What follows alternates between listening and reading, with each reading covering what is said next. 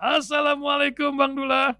Waalaikumsalam warahmatullahi wabarakatuh. Apa kabar? Sobahul khair, sobahul nur. Selamat Jumat berkah pagi ini Bang Dullah. Amin, amin. Hujan di tempat Bang Dullah nampaknya hari ini. Iya, hujan ini jadi agak terganggu ini. Betul. Masya Allah. Di sini juga hujan cukup lumayan lah. Bang Dullah, ini nampaknya hujan duit jadi namanya. Hujan janji untuk mensejahterakan para aparatur negara menjadi berita lagi ketika salah satu calon presiden mengatakan akan meningkatkan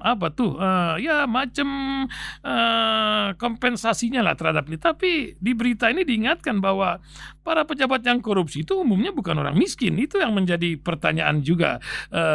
Mungkin Bang Dullah bisa memberikan pandangan.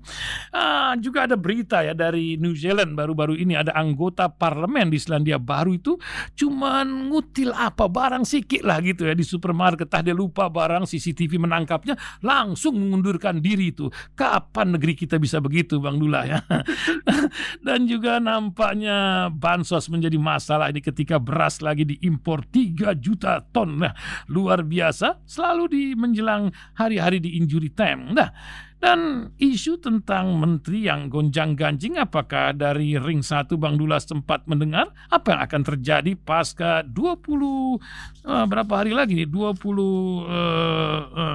4 hari atau apa menjelang pemilu, 26 hari menjelang pemilu. Silakan Bang Dullah, mungkin itu beberapa bincang kita yang ingin didengar oleh Bang Abdullah Hamahuang. Baik, para pendengar dan rasul Jumat berkah, insyaallah dapat berkah. Pertama soal remunerasi atau gaji. KPK itu menangani kasus-kasus yang melibatkan penyelenggara negara, aparat penegak hukum, dan atau yang kerugian negara itu di atas 1 miliar. Jadi ada 3 ketolongan yang ditangani oleh KPK. Pertama penyelenggara negara, kedua aparat penegak hukum, ketiga dan atau yang kerugian negara di atas 1 miliar. Ketika saya masih di KPK, saya memberitahu kriteria kepada para penyidik yang dimaksud dengan big fish. Jadi berarti dari syarat itu yang diatur dalam pasal 11 Undang-Undang KPK bahwa yang ditangkap KPK itu adalah kategori big fish. Nah, apa itu big fish? Yang saya jelaskan, beritahu bahwa pertama dia tokoh. Jadi misalnya kalau di DPR dia ketua komisi, ketua DPR, wakil ketua, atau dia ketua partai, atau dia misalnya menteri, atau dia gubernur, seperti itu.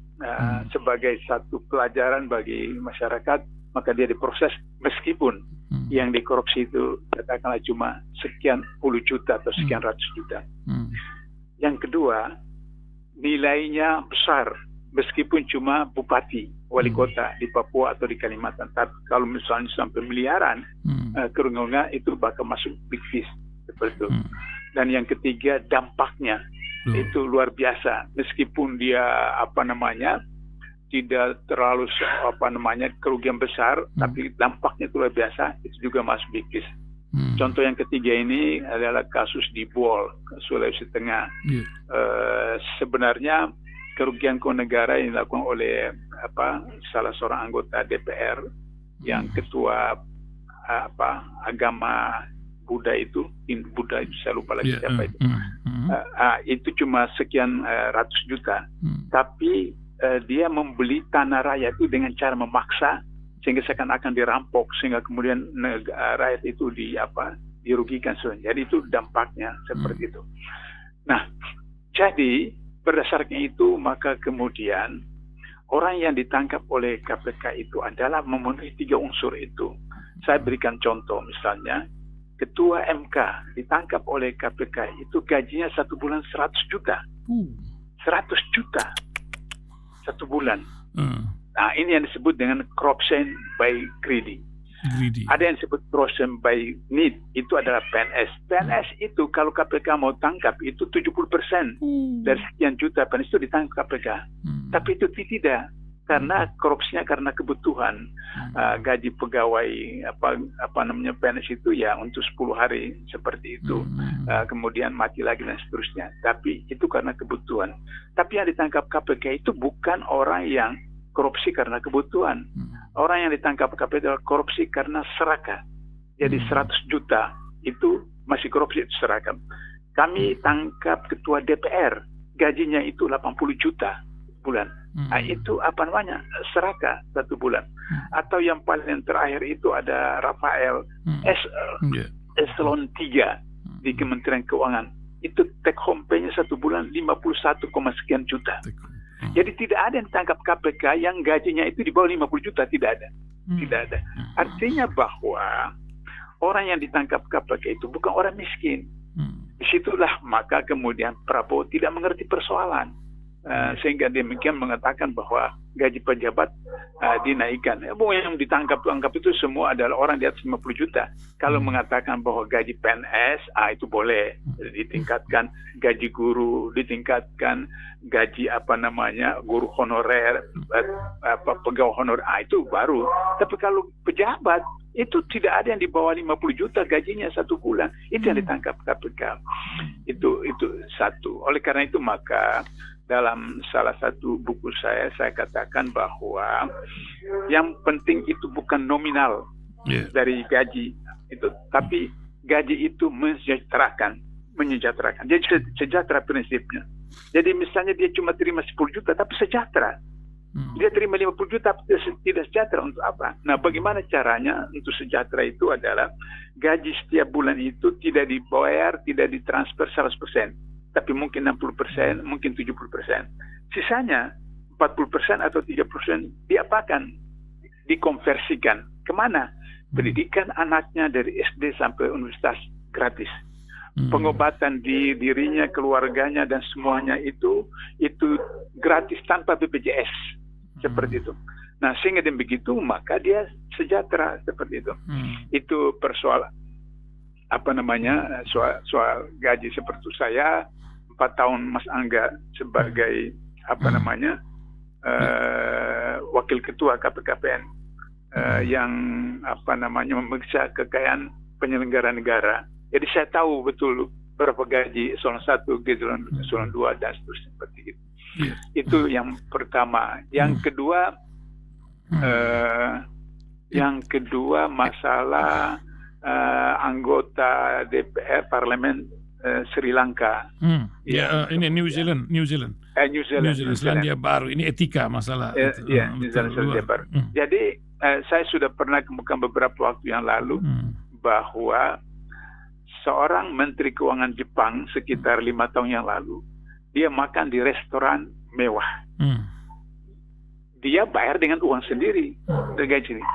Tapi kemudian ketika diketahui oleh wartawan bahwa seorang menteri itu makan di restoran mewah, itu merupakan satu cerminan daripada tidak peduli kepada rakyat kecil seperti itu. Maka kemudian dibully di medsos dan seterusnya, maka dia mengundurkan diri. Jadi artinya bahwa perilaku seseorang itu menunjukkan tentang bagaimana keterwakilan dirinya terhadap masyarakat sekitarnya. Sehingga begitu maka kalau Menteri New Zealand seperti itu, karena mungkin dia tidak tahu apa sebabnya sehingga kemudian dianggap kutil itu, apakah dia lupa atau apa, atau bisa juga karena ada orang yang punya penyakit dari kecil seperti begitu, seperti itu. Nah, itu mungkin psikologi yang begitu. Tapi sebagai seorang pejabat publik itu sesuatu bagi negara modern, sesuatu yang tidak baik sehingga kemudian menyatakan mengundurkan diri. Nah, di Indonesia itu ada pada zaman sebelum Orde Lama. Orde Lama. Itu ada budaya itu ada gitu. Ada sebelum Orde Lama, beberapa tahun setelah kemerdekaan. Bung Hatta itu sampai meninggal tidak bisa memiliki sepatu idamannya. Padahal dia wakil presiden. Kenapa? Karena dia tidak bisa atau tidak mau menggunakan jabatannya untuk membeli sesuatu bagi diri pribadinya. Sampai meninggal tidak membeli sepatu itu. Nah, seperti itu.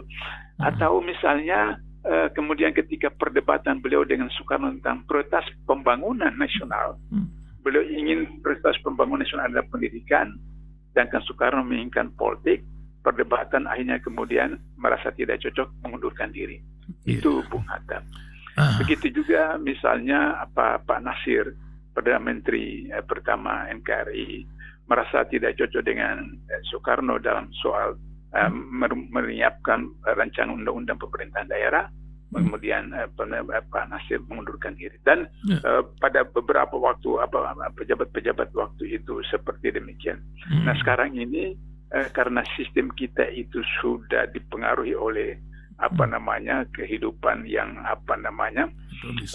kapitalistik, kemudian hedonis, maka semua itu dinilai daripada rupiah, ukuran dolar dan sebagainya. Ngomong-ngomong Bang Dula tentang pengunduran diri isu menteri-menteri ini, apakah ini sebuah isapan jempol atau apa yang terjadi sedang mencari momentum di tengah injury time nih 26 hari menjelang pemilu ini? Kalau zaman Orde Baru itu fakta. Kenapa pada waktu zaman Orde Baru itu bahwa para menteri itu sudah menyadari tentang kesalahan mereka, kemudian anggota DPR MPR kesalahan mereka, berulang-ulang memilih Soeharto dengan Soeharto kebijakannya di bidang politik, ekonomi dan seterusnya, kemudian mereka kemudian menyatakan diri 19 orang kalau tidak salah kabinet waktu Soeharto mengundurkan diri. Nah, kenapa? Karena mereka orang-orang yang tidak terlalu bermasalah dengan masyarakat dan kemudian mereka juga tidak punya persoalan yang serius dengan penegak hukum seperti itu.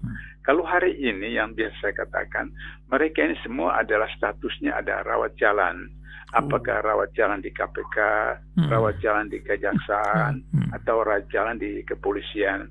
Sehingga dengan begitu maka dari hati kecilnya seperti Sri Mulyani mungkin mau mengundurkan diri atau yang lain.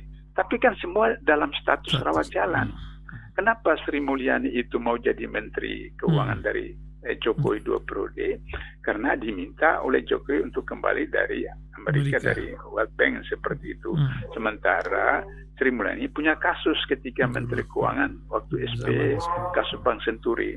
Sehingga begitu maka beliau bilang, oke, saya jadi Menteri Keuangan Pak Jokowi, syaratnya tidak diungkit-ungkit lagi kasus saya seperti itu. Jadi itu juga persoalan tersandra. Begitu juga menteri-menteri yang lain juga tersandra sama Jokowi dan mereka saya menyandra. Kalau misalnya PDP menyatakan mau misalnya memakzulkan Jokowi, buktikan dong mereka punya 6 atau 7 menteri di kabinet. Tapi itu tidak bisa karena mereka juga tersandra oleh Jokowi. Kalau begitu dilakukan maka kemudian kasus BLBI yang melibatkan Megawati akan dibuka oleh Jokowi, atau kemudian Harun Masiku yang orang PDP itu diproses untuk ditangkap seperti itu. Jadi saya anggap bahwa itu adalah hal-hal yang berkaitan dengan tahun politik sehingga itu akan menjadi gimmick untuk kemudian menarik perhatian dari masyarakat untuk kemudian supaya mendapat simpati masyarakat menjelang tahun pemilu. Jadi saya kira itu cuma gimmick politik. Kalau itu betul ada, itu bagus sekali. Tapi kan itu harus dilakukan sebelum tanggal 14 Februari. Kalau tidak ada gunanya seperti itu. Itu soal isu menteri-menteri mengundurkan diri.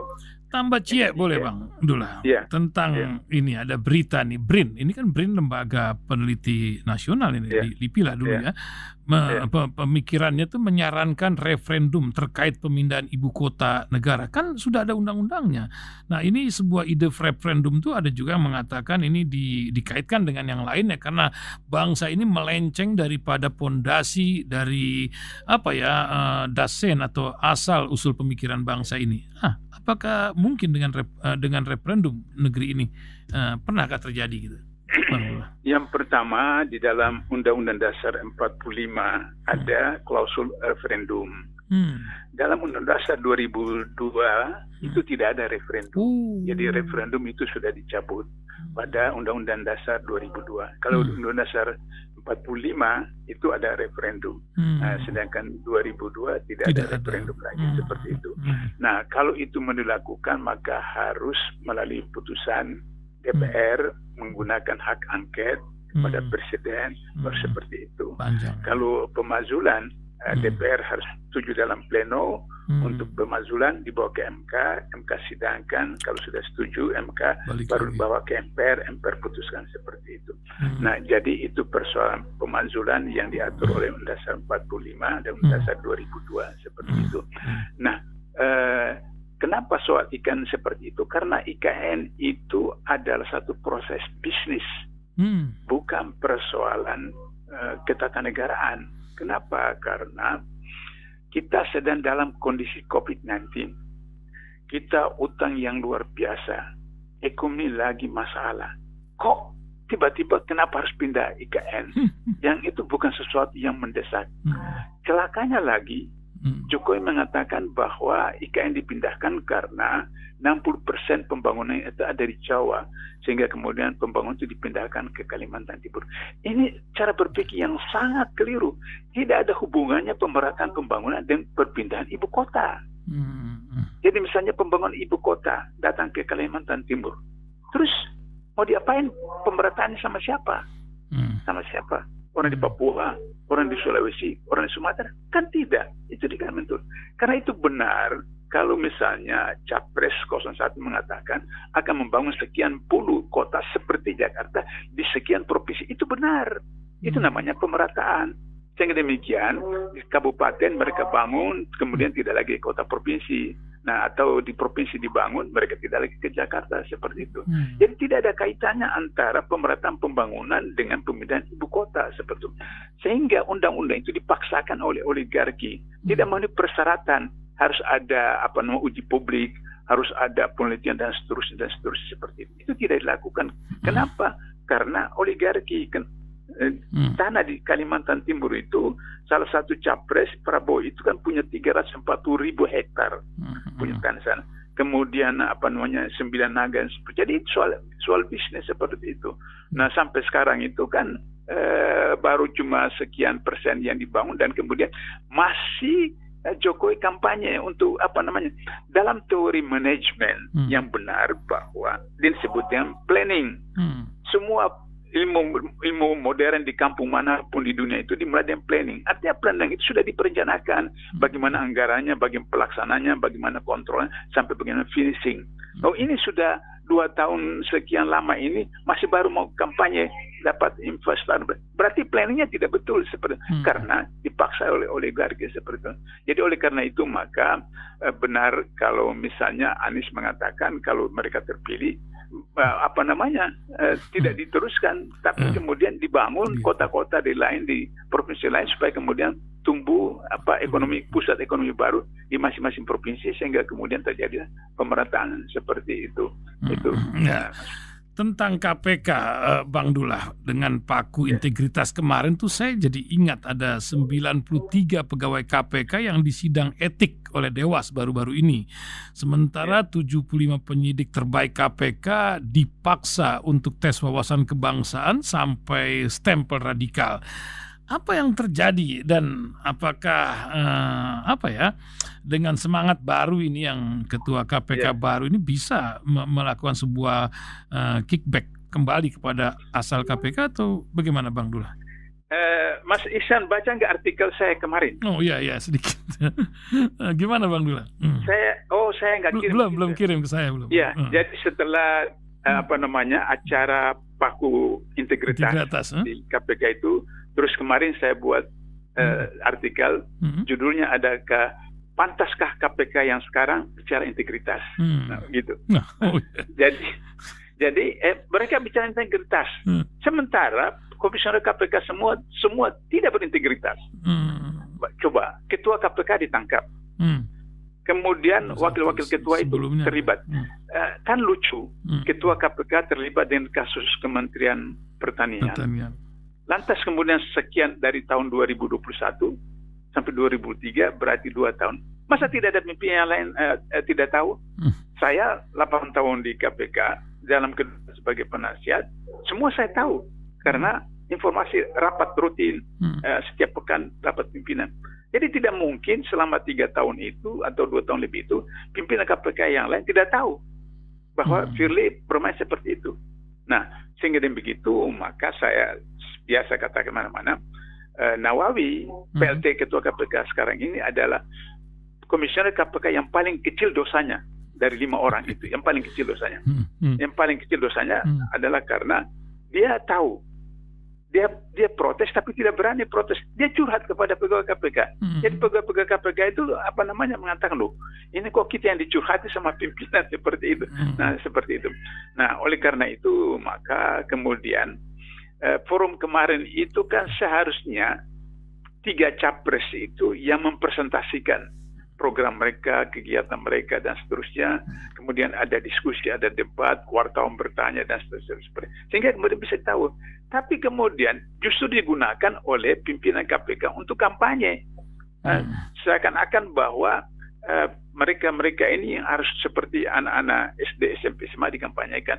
Pimpinan KPK itu tidak tahu bahwa Anies itu pernah jadi ketua komite etik KPK tahun 2013 bersama saya dan lain-lain seperti itu. Sehingga Anies lebih tahu lagi persoalan pencegahan dan pemberantasan korupsi daripada komisioner KPK sekarang. Dan Universitas Paramadina di mana beliau rektornya, yang pertama universitas swasta di Indonesia yang melaksanakan pendidikan anti korupsi 2 SKS kepada mahasiswanya. Itu dia. Baru kemudian ITB, Universitas Negeri yang pertama 2006 melakukan seperti itu. Jadi oleh karena itu maka saya katakan tidak pantas komisioner KPK bicara tentang integritas. Sehingga saya katakan dalam artikel saya itu, setelah Firly mungkin 1, 2, 3 orang lagi komisioner akan diproses. Karena tidak mungkin mereka tidak tahu seperti itu. Paling tidak dalam bahasa hukum pidana itu ada yang membantu, ada yang berserta, dan seterusnya seperti itu.